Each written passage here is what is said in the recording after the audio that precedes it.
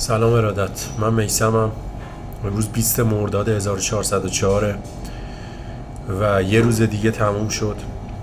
به نظر من هر روزی که میگذره یه زندگی جدیده و من امروزم رو خیلی خوب تونستم زندگی بکنم به چند تا دلیل. یک، شعار امروز، اسم امروز این بودش که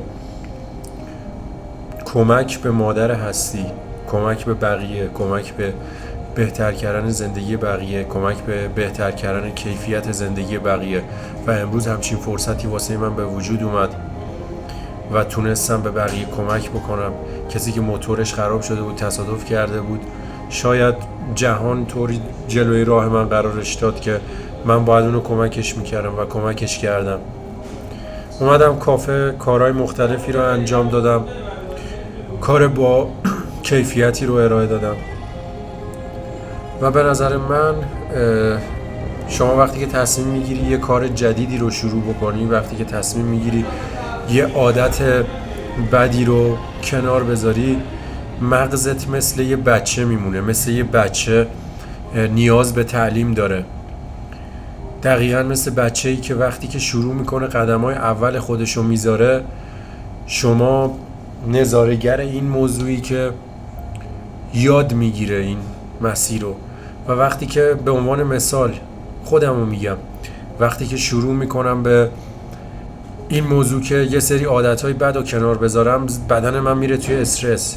اتفاقی که توی این چند وقته واسه من افتاد، گفتم آقا من میخوام این عادت بدم رو کنار بذارم، سیگار کشیدن رو کنار بذارم و دائما بازگشت به عقب داشتم، مثل یه بچه‌ای که وقتی که شروع میکنه به قدم‌های اول خودشو گذاشتن، ممکنه توی 10 بار 20 بار تلاشش بیفته و دقیقا همچین اتفاقی واسه ذهن انسان میفته، واسه ذهن من میفته. و من تمام تلاشمو کردم که به این موضوع برسم که وقتی که شما میخوای یه کاری رو انجام بدی، یه کاری رو شروع بکنی، قاعدتا اینجوریه که باید به ذهن خودت، به مغز خودت یادآوری بکنی، بهش یاد بدی که آقا این اتفاقه باید اینجوری بیفته، که من اسمشو گذاشتم بیبی استپ. شما باید با قدم‌های کوچیک، خیلی آهسته، آروم شروع به فعالیت بکنی، از مسیرت یاد بگیری، کم کم خودتو رشد بدی.